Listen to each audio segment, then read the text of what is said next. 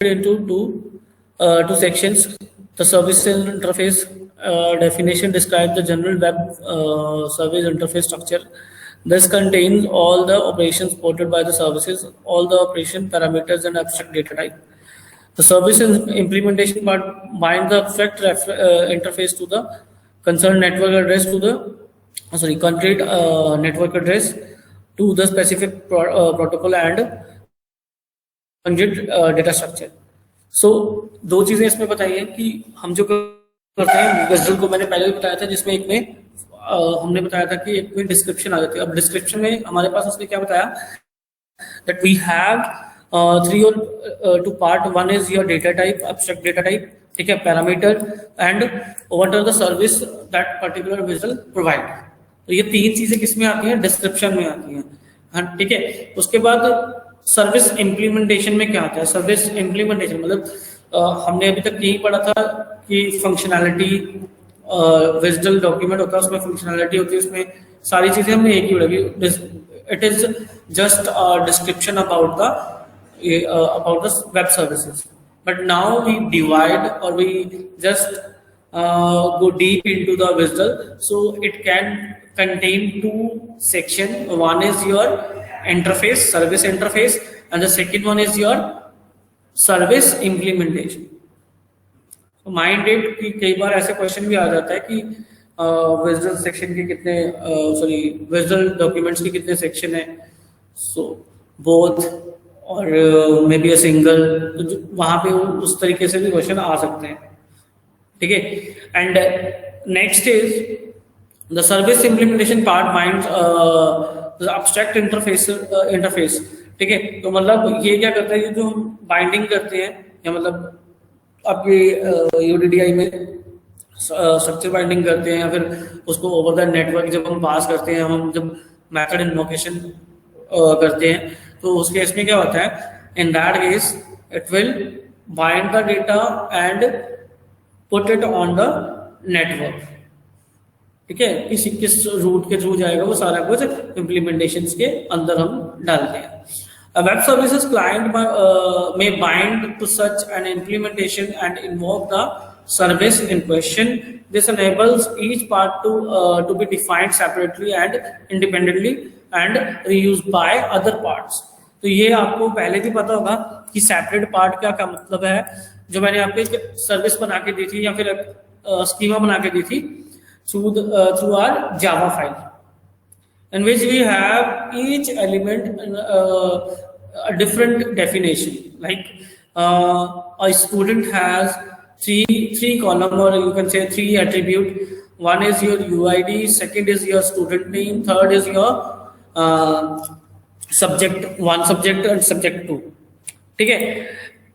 So these attributes can be defined separately. If you want to get the data, then you have to define a separate get name function. If you want to put some data, then you have to define a set name function for that. ठीक है. तो इसीलिए उसने बोला this enable each part to be defined separately and independently and reused by other parts also. So why it is reused by other parts also? Sometimes we are creating a single object that will be responsible to extract data like ID, username, department name. तो वो सारा एक collectively हमारे पास आता है. But no point. That's why ये जो आपको बताया गया है that define the separately, तो वो separately क्या होता है कि आप डिफाइन कर रहे हो that you define set name, get name, set ID, get ID, set department, get department.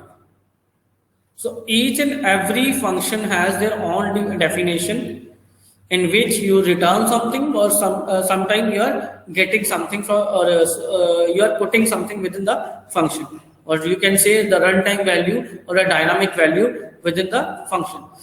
The next third point is the combination of these two parts contain enough information to describe to the service requester to how to invoke and interact with the web services at the provider side. सो ये जो दो sections हैं और ये जो आपको दो section बताए थे, that one is the service interface and one is the service implementation, they both combined and will give you the exact information how we can interact with the web services. Okay, so similarly मैंने जैसे कल भी बताया था कि if you want to access the web services from Amazon services, तो आपको एक इनफ सर्विस वहां से मिल जाएगी. You can get enough information that how we can write. Sir I have take one. Okay dear.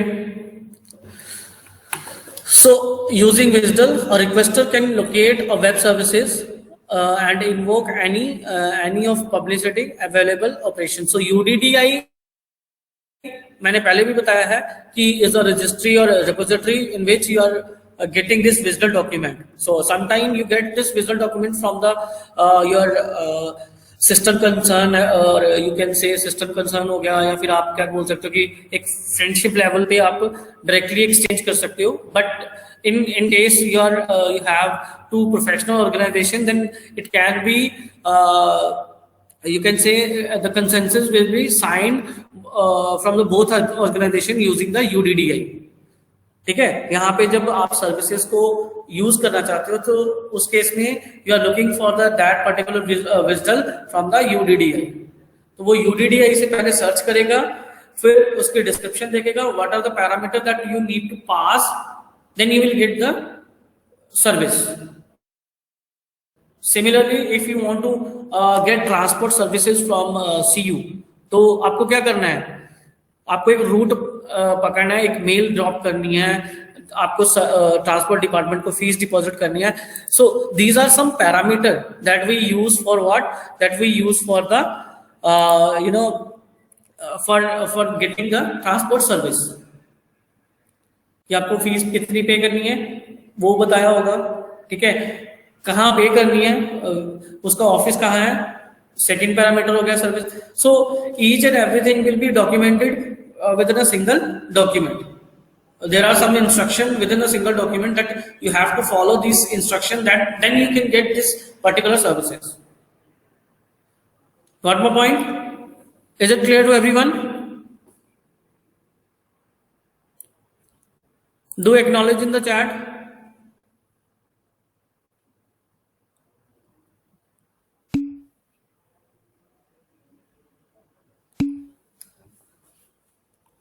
So practically we will do this in the next lab, in the next week, because tomorrow you have lab MST. So we'll do that practical in the next lab. So we'll make a single HTML page, or we'll get some services from other websites. Okay, we'll let you know how we can do that. Okay. Now this is how we can do these 3 points.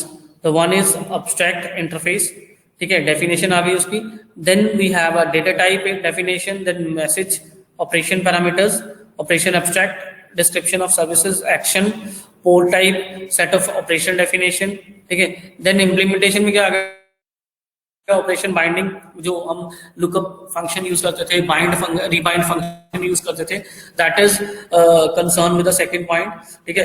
Port हम लोग registry port करते थे, याद है 900 something लिखा था हमने. So that will be also in the implementation part. So location and address for each binding, जैसे वो लोकल होस्ट एंड वो सब कुछ डिफाइन करते हैं. Then import use to reference other XML document. तो हम कुछ चीजें इंपोर्ट भी करते हैं उसमें, कि जैसे आप RMI की कोई भी क्लास यूज करना चाहते हो तो आपको क्या करना पड़ता है, उनको इंपोर्ट करना पड़ता है जावा फाइल में. Then you are able to work on the RMI function और क्लासेस. क्लियर? तो ये कुछ उसका आपने कल पहले भी ये पढ़ी है. स्कीमा मैंने आपको पहले भी बताई है, XML schema. So defining A data type and structure with XML schema. So XML schema were created to define more precise grammars than the DTD. one can define data type and most specified elimination data structure degree supports 10 data types mostly for the attributes. XML schema support 44 data type and in addition you can define your own also. ठीक है, ये चीजें भी बेटा बहुत important है. That's why मैं आप लोगों को इससे पहले भी मैंने आपको XML वगैरह सारा वो भेज दिया था documents. So will definitely send this also today after the session. तो एक बार इसको भी पढ़ लेना.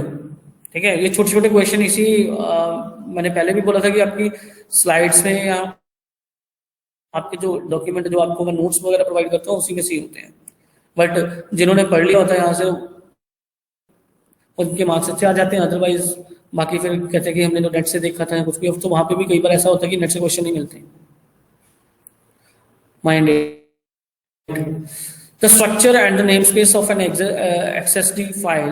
तो ये उसका कुछ स्ट्रक्चर है. ठीक है, द फर्स्ट जो आपको पता है वो XML डिक्लेरेशन आती है. सेकंड उसका नेम स्पेस मैंने आपको बताया था. ठीक है, फिर एलिमेंट, फिर उसकी स्कीमा, यहाँ पे एक्सेस स्कीमा लिखते हैं हम. ठीक है, यहाँ पे URI आ जाता है हमारा एंड देन एलिमेंट डिफाइन करते हैं. So this is your XSD root element जो यहाँ पे आएगा स्कीमा की जगह पे. ठीक है, so namespace and namespace prefix, it is already discussed why we use a namespace. क्या बताया था? Can anyone explain?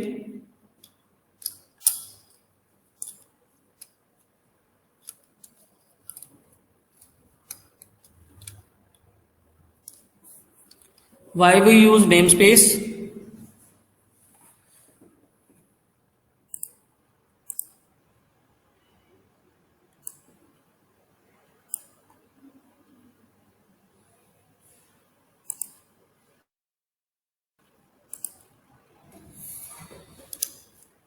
Yes, guys, reply back in the chat. Why we use namespace?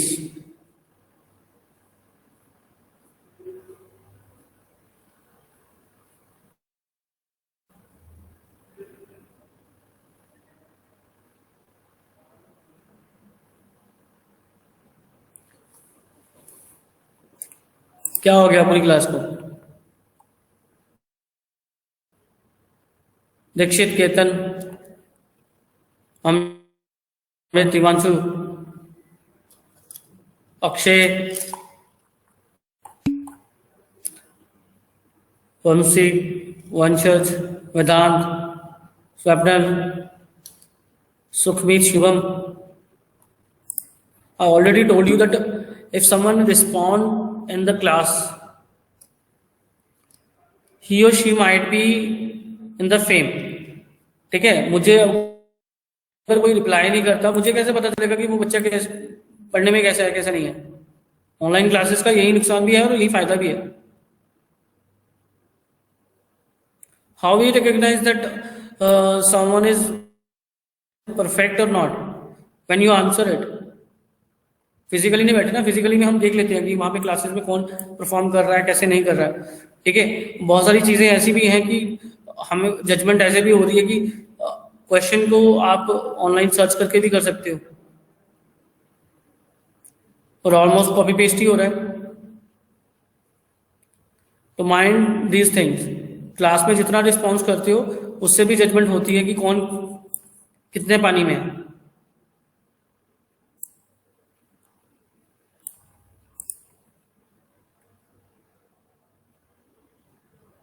Good. So name space हमने mostly use किसके लिए करा था? To eliminate the conflict between same name. So since XSD is XML, one must be able to differentiate elements from the language you are defining. You either can define a prefix for XSD elements or one of your own XML elements.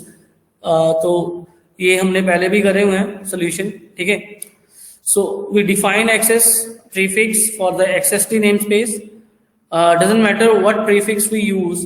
तो मतलब वो आप अपनी तरफ से कोई भी नाम रख सकते हो, नेम कुछ भी डाल सकते हो नेम स्पेस में. ठीक है, बट प्रीफिक्स के बाद आपको इस तरीके से करना पड़ता है वो चीज. लाइक यहाँ पे मैंने डिफाइन करा name space access. So you guys can change anything you want, you can change over here. जो भी आपको नेम स्पेस लेना है, you can define over here. So how they can say that it has so many data type और so many values. ठीक है, तो आपने देखा होगा कि ये भी मैंने आपको बताया था कि कॉम्प्लेक्स टाइप हम कब करते हैं, when we have different different value. अगर मेरे को सिंगल डेटा, अगर एक ही कॉलम डिफाइन करना है, I just want ID of student, that's it, nothing else, then you don't need to define complex type. Just go with the single attribute, name, element, name उसका रख दिया ID, that's it, खत्म. अब बात अगर करें इस केस में उसके पास हो सकता है डिफरेंट डिफरेंट डेटा टाइप हो. Like first is ID is in case of और in the form of integer, name is in the form of string, and sometime age is also in the form of integer. ठीक है, fees is in the form of float और decimal value. So we combine these value in a single structure. So when we combine these value in a single structure, that's called a complex type. That's why we are taking complex type. और जैसे आप एक C में structure बोलते थे ना, तो structure जो बनाते थे वो यही चीज है, डेटा स्ट्रक्चर एक बन जाता पूरा, एक नया स्ट्रक्चर बन के आता. And then we have taken sequence. ये भी मैंने बताया था कि सीक्वेंस किसके लिए होता है, कि एग्जैक्टली वैसा ही लिखा आप वैल्यू वैसी ही गेट और पोस्ट करें जैसे यहाँ पे सीक्वेंस में होगा. If first name is first, तो फर्स्ट नेम ही फर्स्ट रहेगा जब वो एक्सपोर्ट या इंपोर्ट होगा. अगर लास्ट नेम सेकंड है तो वो इंपोर्ट और एक्सपोर्ट में भी सेकंड ही रहेगा. ठीक है, और फिर उसके बाद इसमें एट्रीब्यूट बहुत है, मैक्स अक्रंस. ठीक है, अनबाउंडेड का मतलब भी मैंने बताया था क्या होता है, कि you can define unlimited occurrence of element.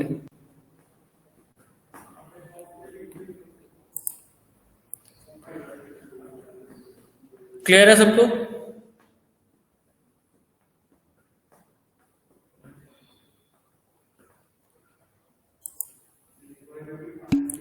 ठीक है, उसके बाद है element definitions. Recall the XML structure is mostly about defining and nesting element. So we firstly need to learn how to define element. ठीक है, ये सारा मैंने आपको बताया हुआ है कि किस तरह से हम कॉम्प्लेक्स एलिमेंट कैसे डीटीडी लगाते हैं. ये मैंने सारी चीजें बताई थी. पार्सिंग डेटा याद है सबको या नहीं अभी भी?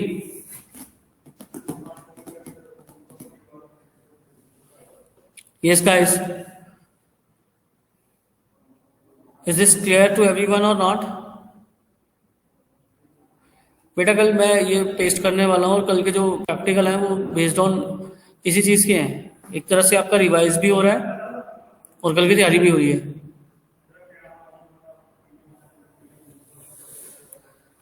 क्लियर है सबको?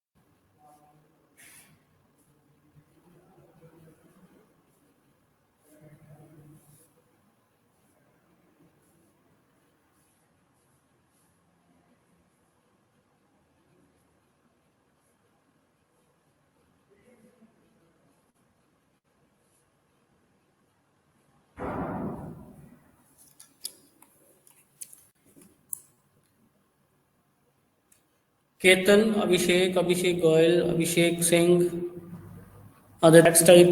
So the PAMI model use the type attribute that refer to the data type you define as a complex type, defining an element that refer to the complex type for its child.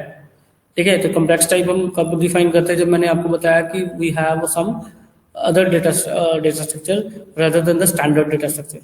Integer, float, इनके अलावा कोई data structure हमारे पास आ जाता है, जैसे मैंने आपको अभी थोड़ी देर पहले बताया सी स्टूडेंट के नाम से या स्टूडेंट के नाम से एक डेटा स्ट्रक्चर आ गया, that will be a complex data structure in which we have 3 or 4 value combined. Okay, so some of the data types. Simple data type allow to define what kind of data elements and attributes can contain.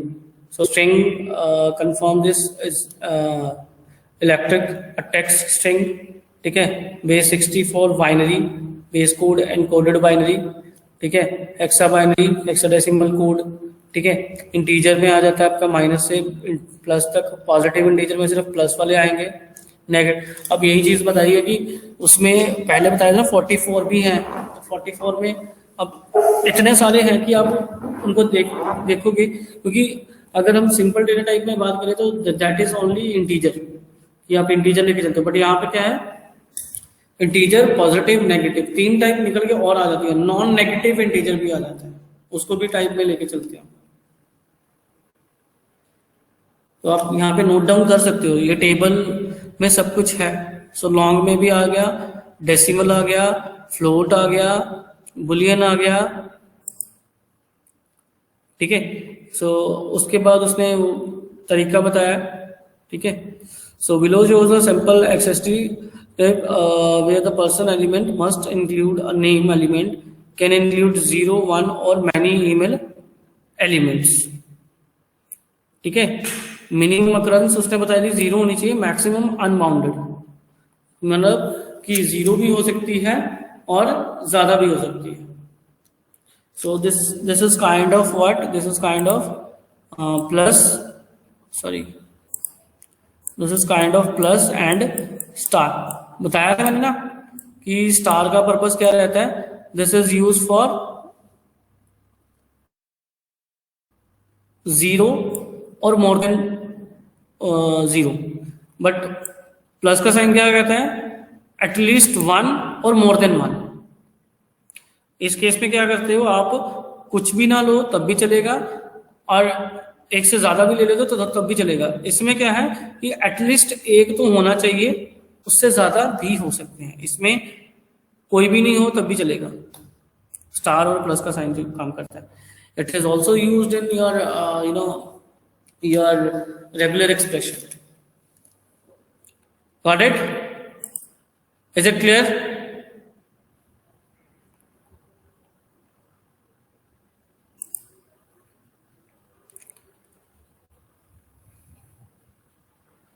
So ये different उन्होंने तरीके बताए, ठीक है, attribute declare करने के. तो जैसे नेम इक्वल टू नेम ले लिया, तो एक तो ये तरीका है, ठीक है. नेम, लैंग्वेज, इंग्लिश, ठीक है, सैंपल है, मतलब दोनों तरीके अलग अलग एशियन और इस्लामी में दोनों में बताएं कि किस तरीके से हम एट्रीब्यूट डिफाइन कर सकते हैं. So attribute group reference at least attribute list dot person, ठीक है. तो ये डिफरेंट तरीके हैं.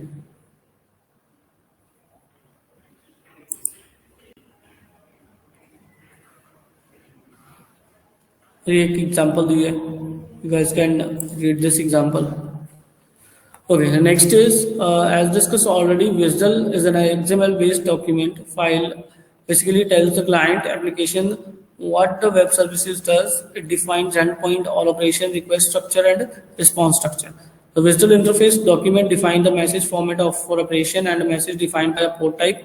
Web services description language is a standard specification of for describing network XML based services request to their system regardless of the underlying runtime implementation. एक बार इसको go through दोबारा से कर लेना, ब्रीफली इसमें डिफाइन है, ठीक है. डीपली जो मैंने आपको बता दिया कि इसकी टाइप्स क्या हैं क्या नहीं है, वो भी इसके अंदर मैंने आपको बता दिए. ठीक है, कि सेक्शनिंग कैसे कैसे हो रखी है। उसके बाद operation editor allow you to create and modify the port types, message and type. These artifacts are part of web services interfaces document, and visual documents specify a web services interface definition which include the elements shown in below. So component ये है port type, message type and binding.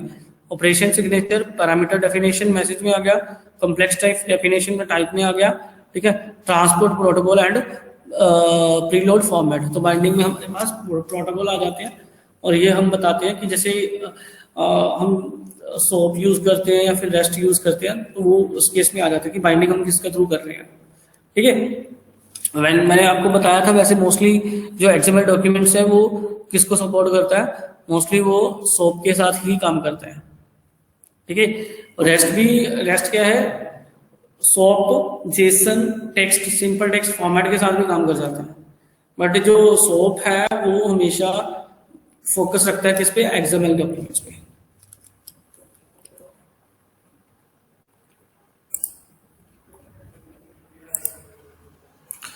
So when the web services is implemented, it contains following component derived from the visual document. So a service contain service definition element and supported information interface bindings. तो ये देखो, describe the operation and their associated message port type, define abstract operation. तो port type name is 8 ball, operation name is get answer, input is, ठीक है। तो ये हमारे पास उसने कुछ पैरामीटर डिफाइन कर दिए अलग अलग। So a port type element define an abstract type and its operation but not an implementation. Port type element is a logical grouping of operation in a web services, ठीक है। Message के बारे में बताया, ठीक है। तो मैसेज हमारा क्या रहता है कि मैसेज जो भी क्वेश्चन टाइप रहेगी या मतलब जो रिस्पॉन्स और जो क्या बोलते हैं रिक्वेस्ट होगा, तो उसमें कोई ना कोई पैरामीटर तो लगेगा ना। जैसे मैं सेट टाइप में गेट नेम में करता हूँ या सेट नेम में करता हूँ, तो सेट नेम में हम पैरामीटर देते हैं स्ट्रिंग नेम, तो जो भी हम उसको पास करते हैं that will be assign to what, और that will be assign to name dot equal to sorry this dot name equal to name. इस तरह से कुछ डिफाइन कर देते हैं हम पैरामीटर्स। तो वो सारे किस में आ जाएंगे, वो मैसेज में आ जाएगा। जो आप फंक्शन डेफिनेशन लेके चलते हो वो इसी के अंदर होता है। Then we have a type. So question की टाइप क्या रहेगी, वो स्ट्रिंग टाइप रहेगा, वो इंटीजर टाइप रहेगा, तो वो हमारी टाइप में आ जाएगा।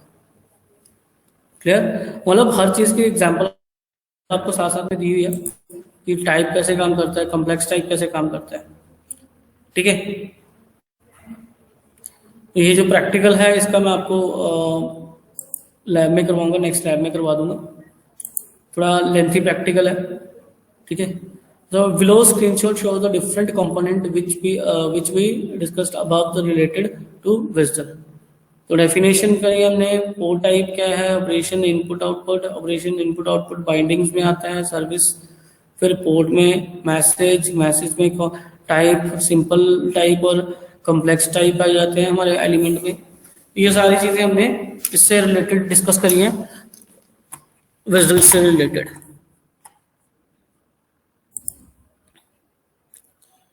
तो ये हमने पहले भी, डेफिनेशन बार बार आ रही है तो डेफिनेशन हमने पहले पढ़ ली है, तो ये एक बार मैं आपको बता दूंगा, ठीक है। जो भी प्रोग्राम यहाँ पे दिख रहे हैं आपको, इनका मैं आपको पूरा पैटर्न वहाँ पे बताऊंगा जो आपका विजुअल का होगा, ठीक है। ओके, मैं ये पीपीटी भी डाल दूंगा उस पर वीबी पे, ठीक है। मैं अभी अपलोड कर ही देता हूँ इसमें।